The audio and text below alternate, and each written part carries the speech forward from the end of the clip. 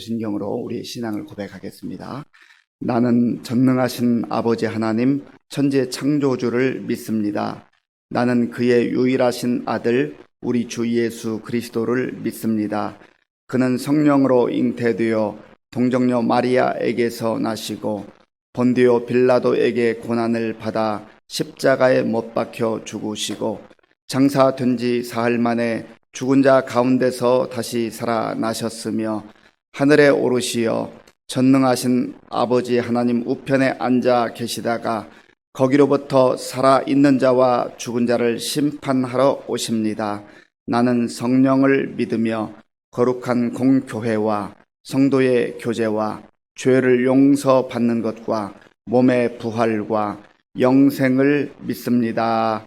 아멘. 하나님께서 오늘 우리에게 주시는 말씀은 역대하 26장 말씀입니다.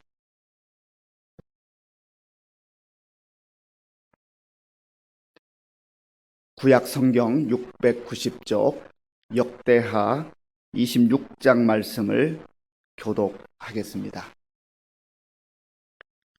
유다 온 백성이 나이가 16세 된 우시야를 세워 그의 아버지 아마샤를 대신하여 왕으로 삼으니 아마샤 왕이 그의 열조들의 묘실에 누운 후에 우시야가 엘롯을 건축하여 유다에 돌렸더라.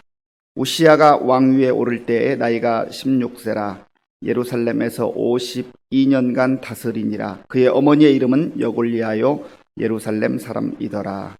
우시야가 그의 아버지 아마샤의 모든 행위대로 여호와 보시기에 정직하게 행하며 하나님의 묵시를 밝히 하는 스가랴가 사는 날에 하나님을 찾았고 그가 여호와를 찾을 동안에는 하나님이 형통하게 하셨더라.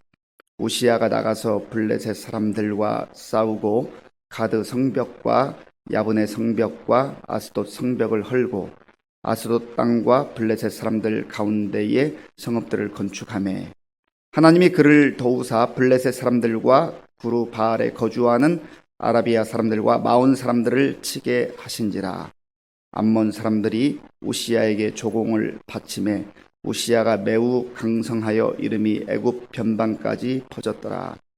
우시야가 예루살렘에서 성 모퉁이 문과 골짜기 문과 성구비에 망대를 세워 견고하게 하고 또 광야에 망대를 세우고 물 웅덩이를 많이 파고 고원과 평지에 가축을 많이 길렀으며 또 여러 산과 좋은 밭에 농부와 포도원을 다스리는 자들을 두었으니 농사를 좋아함이었더라. 우시야에게 또 싸우는 병사가 있으니 서기관 여이엘과 병영장 마아세야가 직접 조사한 수요대로 왕의 지휘관 하나냐의 휘하에 속하여 떼를 지어 나가서 싸우는 자라.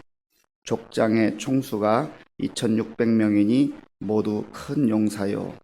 그의 휘하에 군대가 30만 7500명이라 건장하고 싸움에 능하여 왕을 도와 적을 치는 자이며 우시야가 그의 온 군대를 위하여 방패와 창과 투구와 갑옷과 활과 물맷돌을 준비하고 또 예루살렘에서 재주 있는 사람들에게 무기를 고안하게 하여 망대와 성곽 위에 두어 화살과 큰 돌을 쏘고 던지게 하였으니 그의 이름이 멀리 퍼짐은 기이한 도우심을 얻어 강성하여짐이었더라. 그가 강성하여짐에 그의 마음이 교만하여 악을 행하여 그의 하나님 여호와께 범죄하되 곧 여호와의 성전에 들어가서 향단에 분향하려 한지라.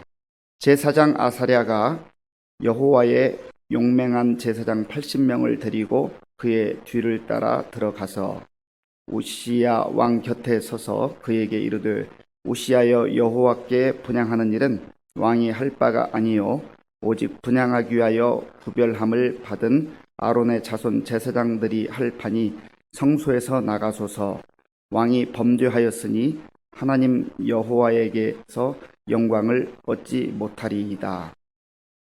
우시야가 손으로 향로를 잡고 분향하려 하다가 화를 내니 그가 제사장에게 화를 낼 때에 여호와의 전안 향단 곁 제사장들 앞에서 그의 이마에 나병이 생긴지라. 대제사장 아사랴와 모든 제사장이 왕의 이마에 나병이 생겼음을 보고 성전에서 급히 쫓아내고 여호와께서 치심으로 왕도 속히 나가니라. 우시야 왕이 죽는 날까지 나병 환자가 되었고 나병 환자가 되매 여호와의 전에서 끊어져 별궁에 살았으므로 그의 아들 요담이 왕궁을 관리하며 백성을 다스렸더라.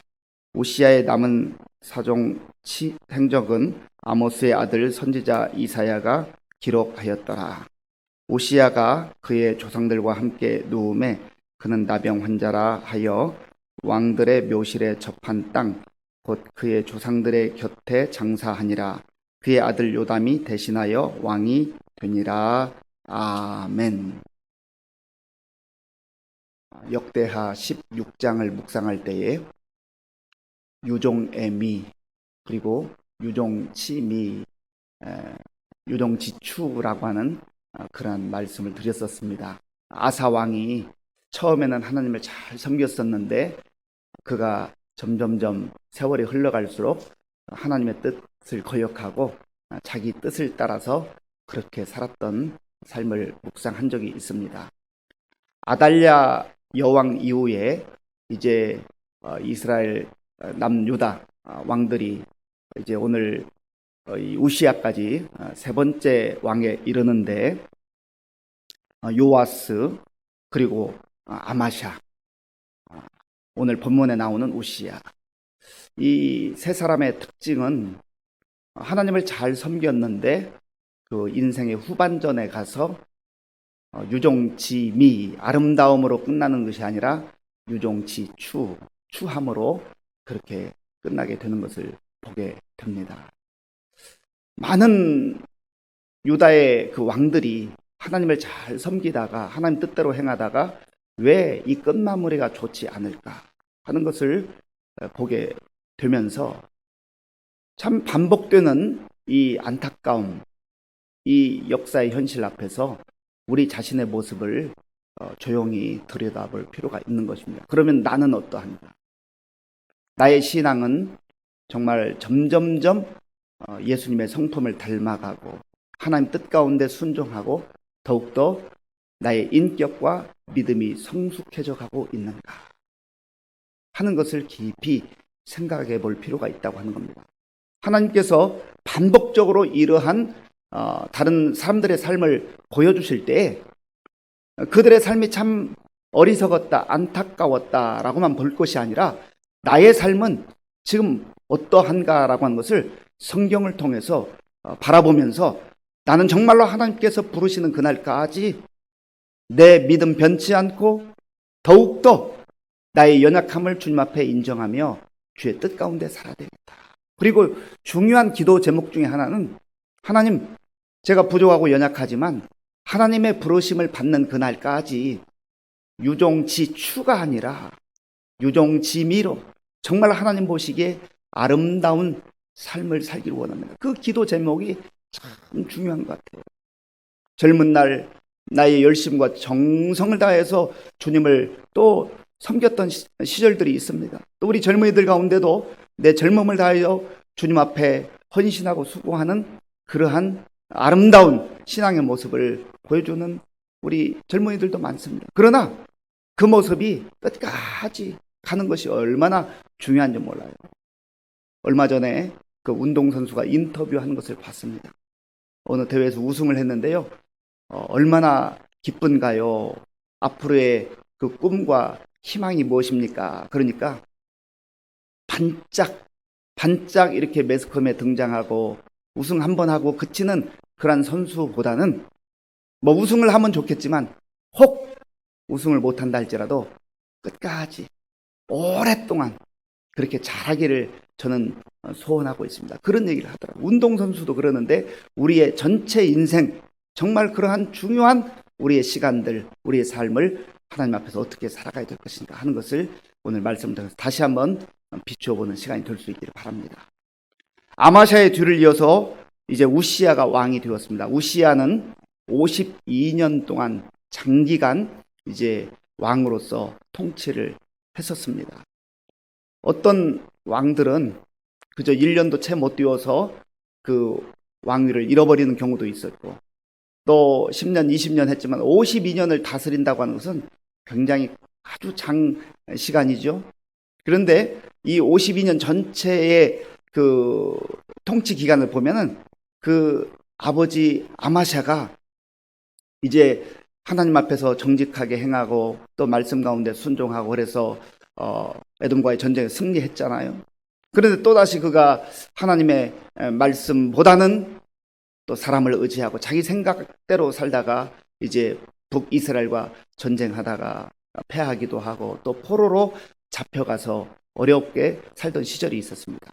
그때에 이 왕은 이제 실제적으로는 아마샤가 여전히 왕으로 제위하고 있었지만 이 우시야가 이제 마치 대리 통치하는 것처럼 왕자로서 그런 통치 기간이 있었는데 52년은 그 기간까지 다 포함이 됩니다. 그리고 또한 이 우시야의 그 인생의 후반부에 보면은 한 12년 정도라고 이렇게 생각이 되어지는데요. 계산을 해보면 하나님 앞에서 범죄해서 이제 나병이 걸려서 또 살아 있기는 하지만 아직 왕으로 제위하기는 하지만 실질적으로는 이제 그의 아들 요담이 또 왕자로서 통치했던 그런 기간들이 포함이 됩니다. 어쨌든 52년 동안 장기간을 통치했는데 이 우시야의 그 인생의 전반부를 넘어서 한 3분의 2 지점까지는 하나님 앞에서 정직하게 행하고 말씀에 순종하는 것을 보게 됩니다. 오늘 그 말씀이 본문 4절에 나오죠. 우리 4절 말씀을 같이 읽겠습니다. 우시야가 그의 아버지 아마샤의 모든 행위대로 여호와 보시기에 정직하게 행하며 아멘. 아버지가 초반에 하나님을 의지하고 하나님을 바라보고 말씀 가운데 순종하면서 무엇보다 하나님 보시기에 정직하게 행했던 것처럼 이 우시야도 그와 똑같은 모습으로 하나님을 온전히 바라보고 하나님을 의지하고 겸손한 마음으로 하나님 앞에서 정직하게 행했다. 그렇게 성경은 기록을 하고 있습니다. 그런데 이 우시야가 정직하게 행할 수 있었던 그 동기, 그 이유가 무엇이었을까? 5절 말씀에 보면 그 이유를 설명을 하고 있습니다. 5절입니다. 하나님의 묵시를 밝히 아는 스가랴가 사는 날에 하나님을 찾았고 그가 여호와를 찾을 동안에는 하나님이 형통하게 하셨더라. 아멘. 하나님의 묵시를 밝히 아는 스가랴. 이 스가랴에 대해서는 사실은 알려진 바가 별로 없습니다. 성경에 스가랴 선지자, 스가랴서를 기록했던 스가랴도 있고 또 여호와의 아들 스가랴도 있었지만 이 스가랴는 아마 다른 스가랴로 그렇게 추정이 됩니다. 어쨌든 이 스가랴는 성경에서 더 많은 설명을 하지 않기 때문에 어떤 인물이었는지 정확하게 알 수는 없지만 오늘 여기 본문에 보면 하나님의 묵시를 밝히 아는 스가랴였다. 그러니까 하나님의 부름을 받아서 선지자로 쓰임을 받는데 하나님과 늘 교제하며 친밀히 교통하는 가운데 하나님의 말씀을 늘 귀담아 들을 수 있었고 또 그 말씀을 전하는 그런 사명을 충성스럽게 감당했다고 하는 것이죠. 성경에도 보면은 아주 유명한 인물들이 많이 등장하고요. 또 어떤 사람들은 이름 자체가 기록되지 않았지만 정말 하나님 앞에 충성된 일꾼으로 또 예수님께 칭찬받았던 그런 인물들도 있습니다. 그런데 이 스가랴는 이름은 등장하지만 뭐 대단히 유명한 자는 아니라 할지라도 그는 하나님 앞에서 정말로 경건하게 진실되게 살았고 하나님의 말씀 가운데 그가 거했다라고 하는 겁니다. 그리고 무엇보다도 중요한 것은 이 스가랴가 그 하나님과의 깊은 영적 교제와 교통 가운데 하나님과 친밀한 삶을 누리고 살면서 자기 자신뿐만 아니라 이 우시야 왕에게도 지대한 영향을 끼친 것을 오늘 5절 말씀을 통해서 볼 수가 있는 겁니다. 제가 한 번 더 읽겠습니다. 하나님의 묵시를 밝히 아는 스가랴가 사는 날에 하나님을 찾았고, 우시야가 하나님을 찾았다는 거예요. 우시야가 스가랴의 영향을 받은 것이죠. 그리고 이 스가랴의 그 영적 아름다운 영향력을 통하여서 하나님을 찾게 될 때에 우시야가 여호와를 찾는 동안에는 하나님이 형통하게 하셨다. 그래서 세상에서 가장 우리가 사모하고 부러워해야 할 일 중에 하나는요, 많은 것을 소유한다, 부자다, 높은 지위에 올라갔다, 인기를 얻는 유명한 사람이다, 그런 게 중요한 게 아니에요. 그게 잘 사는 게 아니에요. 사람들은 거기에 에너지를 쏟고 또 시간을 들여서 그것 얻기 위해서 애쓰는데, 이 스가랴와 같이 어찌 보면 많은 사람들이 알아주지 않는 그러한 인물일 수 있어요. 그럼에도 불구하고 하나님 앞에서 그가 신실하게 삶으로 말미암아 그의 삶이 하나님 보시기에도 아름다웠고, 또 그의 인생을 통하여서 주변에 많은 영향을 끼치게 된 것, 이것이 얼마나 복된 삶이냐 하는 것이죠. 그런 의미에서 이 말씀을 통하여서 다른 사람이 아니라 나의 삶을 한번 곰곰이 생각해 볼 필요가 있습니다. 나는 스가랴처럼 대단히 유명한 인물이 아니라 할지라도 하나님 앞에서, 그리고 하나님과 더불어서 지금 경건하게 살아가고 있는가. 내가 경건하게 혼자 살아가는 것도 중요하지만 사실 또 생명력이 있으면, 아름다운 삶을 살면 이게 자연스럽게 다른 사람에게 영향력을 끼치게 되어 있습니다. 나를 통하여서 내 주변에 있는 사람들이 얼마나 선한 영향력을 받고 있는가, 이거를 늘 말씀을 통해서 생각을 해봐야 하는 것입니다. 스가랴와 같이 정말 내가 하나님의 진리의 말씀, 복음에 입각해서 살고 다른 사람에게 아름다운 영향을 끼치고 있다고 한다면 지금 잘 살고 있는 거예요. 훌륭한 삶을 살고 있는 거예요. 하나님이 기뻐하는 삶을 살고 있는 것입니다. 그러나 내가 다른 사람보다 지식도 뛰어나고 또 경험도 많고 또 다른 능력이 있는 것처럼 보인다 할지라도 하나님과 관계가 멀어져 있고 하나님과 관계가 친밀하지 않고, 나도 그렇게 사니 어떻게 다른 사람에게 선한 영향을 끼칠 수가 있겠습니까? 그래서 우시야가 이런 좋은 영향을 받았다 하는 것이죠. 그리고 하나님께서 그를 형통하게 하셨다. 형통하다고 하는 것의 가장 초점은 사실은 하나님과의 관계가 원만하고 하나님과 관계가 친밀한 것, 하나님과의 관계가 아름다운 것, 그것이 사실 형통의 가장 중요한 내용이에요. 그리고 물질, 건강, 또 다른 요소들, 이런 것은 두 번째, 세 번째, 네 번째에 따라오는 것이죠. 형통의 의미가 그저 어렵던 형편이 이렇게 좀 넉넉해지고, 연약했던 건강이 건강해지고, 상황이 좀 좋지 않았는데 좋아지고, 그것이 형통의 근본적 내용이 아니라는 겁니다. 성경이 말하는 형통의 가장 핵심적 내용은 하나님과의 친밀한 관계를 말해요. 하나님과 정말 늘 교제하며 교통하는 것, 그것이 형통의 가장 핵심적 내용이에요. 그런데 하나님께서 그렇게 믿음으로 사는 자들에게 필요에 따라서 모두에게 다 외형적인 어떤 좋은 요소를 항상 주시는 건 아니에요. 그러나 많은 경우에 하나님께서 정말 그를 통하여서 또 물질도 건강도 또 다른 외적인 요소들도 누릴 수 있도록 허락하시는 경우를 보게 됩니다. 그래서 이 우시야가 사는 경우에 나라가 강성해졌고 또 군사력도 튼튼해졌고 또 농사짓는 일도 아주 평안하게 잘 이렇게 할 수가 있었다 하는 것이죠.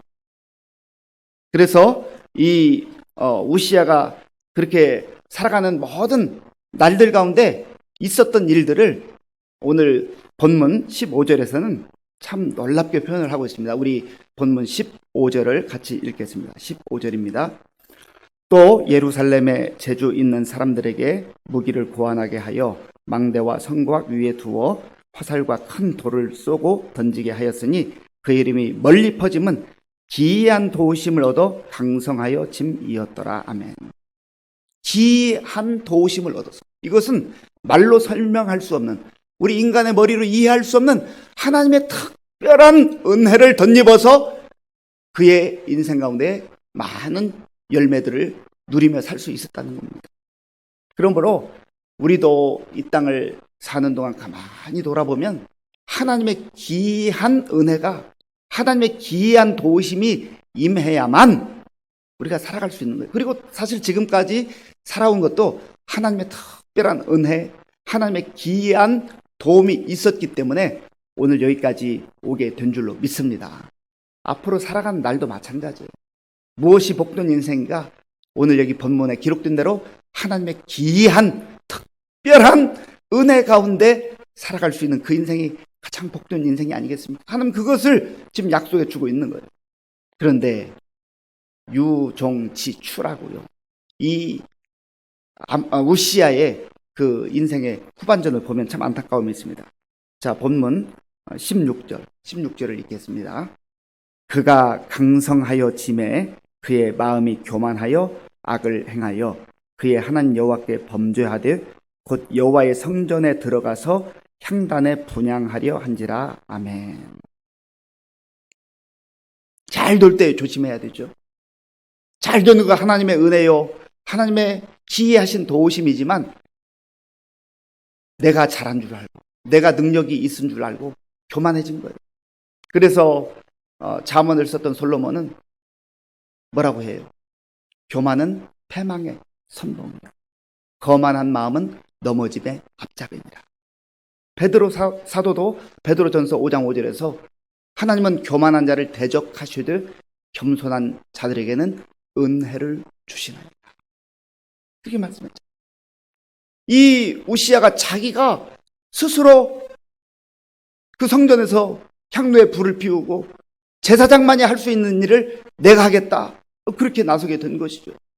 그때에 이제 아사랴라고 하는 제사장이 왕이시여, 아무리 왕이라도 이거는 안 됩니다. 하나님 말씀에 어긋나는 겁니다 하고 정말 간곡한 마음으로 그렇게 얘기를 했는데 듣지 않아요. 화를 냈다고 그랬어요. 제사장이 정말 하나님 말씀에 입각해서 축원을 할 때 겸손하게 들었어야 되는데, 이 교만해지는 사람의 특징은요, 듣지 않는다는 거예요. 자기 말만 해요. 자기 주장만 해요. 아무리 옆에서 하나님께서 세우신 사람을 통해서 다시금 기회를 주어도 듣지 않는다는 겁니다. 그런 의미에서 우리가 세월이 흘러갈수록 정말 지혜로운 사람이 된다는 것은 먼저는 하나님의 음성을 잘 경청하고 성령님의 음성을 잘 귀담아 들을 뿐만 아니라 내 주변에서 이런저런 얘기하는 얘기들을 무시하거나 소홀히 하지 말고 잘 귀담아 들어요. 그래야 사는 길이 열려요. 설령 실수했더라도 이때 그 제사장 아사랴의 충언을 받아들였다고 한다면 화내지 않고 무릎을 꿇고 하나님 앞에 하나님 잘못했습니다, 그때 회개했다고 한다면 과연 나병이 걸렸을까? 하나님 늘 기회를 주시거든요. 기회를 주시고. 그런 의미에서 우리가 예수님의 그 말씀을 다시 한번 기억해 볼 필요가 있습니다. 나는 마음이 온유하고 겸손하니 내게 와서 배우라. 예수님에게 배우는 많은 것들이 있지만 예수님도, 우리의 구주 예수님도 겸손하셨다고 말씀하셨는데 우리가 교만하면 망하는 것. 오늘 이 말씀을 통하여서 정말 우리의 인생 여기까지 잘 달려왔다고 한다면 계속해서 하나님 부르시는 그날까지 내 믿음 변치 않고 내 마음 변치 않고 교만하지 않고 겸손하게 예수님을 바라보며 하나님의 말씀 가운데 거할 수 있도록 도와달라고 그렇게 기도하며 오늘 하루 승리하는 우리 모두가 될 수 있기를 바랍니다. 기도하겠습니다. 아버지 하나님, 감사합니다.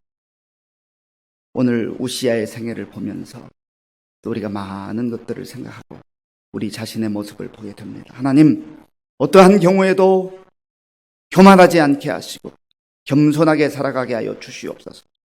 스가랴와 같이 유명한 그러한 사람이 아니라 할지라도 늘 하나님과 교제하며 교통하는 가운데 나 자신이 복된 삶을 살 뿐만 아니라 내 주변에 있는 사람들에게 아름다운 복음의 영향력, 선한 영향력을 끼치며 살아가는 우리 모두가 되게 하여 주시옵소서. 예수님의 이름으로 기도하옵나이다. 아멘. 주기도번으로 예배를 마치겠습니다. 하늘에 계신 우리 아버지, 아버지의 이름을 거룩하게 하시며 아버지의 나라가 오게 하시며 아버지의 뜻이 하늘에서와 같이 땅에서도 이루어지게 하소서.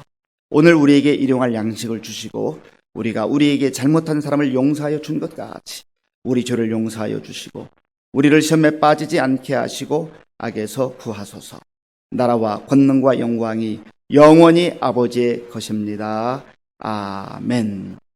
우리 함께 기도할 때 오늘 우리에게 주신 말씀을 생각하면서 하나님 앞에서 정직하게 행하되 스가랴와 같이 정말 나도 정직하게 그리고 하나님과 깊은 교제 가운데 아름다운 삶을 살 뿐만 아니라 내 주변에 선한 영향력을 끼치며 살 수 있도록 기도하시고요. 또 우리의 인생의 후반전에 아니 우리 전체 인생 가운데서 정말 교만을 경계하고 늘 겸손 또 겸손한 그러한 삶을 살 수 있도록 도와달라 기도하시고요.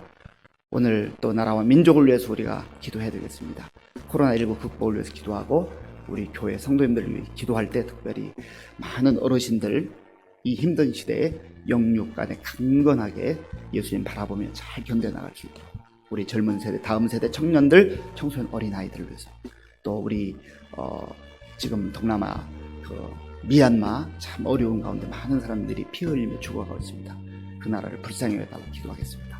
아버지 하나님께서 이 고요한 새벽 우리를 하나님 앞에 불러주시고 또 우리의 마음을 다하여 정성을 다해서 겸손한 마음으로 예배드릴 수 있도록 인도해 주셔서 감사합니다. 오늘 하나님께서 우리에게 주시는 말씀을 마음에 깊이 또 새기며 나 자신을 돌아보기를 원합니다. 하나님 아버지여 하나님 말씀 가운데 거하고 하나님의 말씀으로 순종하며 살아갈 때 아버지 하나님 우시아가 정말 강성함을 얻었고 또 무엇보다도 하나님의 귀한 도우심 가운데 살았던 것을 말씀을 통해서 보았습니다. 아버지 하나님 그러나 그가 하나님의 아버지의 그 은혜를 망각하고 교만해졌을 때에 아버지 그의 인생이 참으로 추한 인생으로 전락한 것을 보게 됩니다. 하나님 이러한 모습이 나의 모습 속에 있는지 또 나의 모습 속에 정말 교만이 들어와 있는지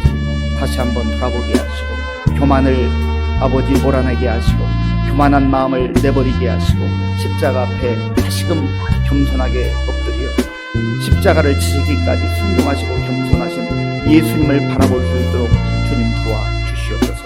예수님 안에 거하는 가운데 우리의 인생이 다시금 새로워지게 하시고 변화되게 하시고 하나님 보시기에 아름다운 인생으로 겸손한 인생으로 다른 사람에게 귀한 영향을 끼치는 그러한 삶을 살아갈 수 있도록 역사하여 주시옵소서.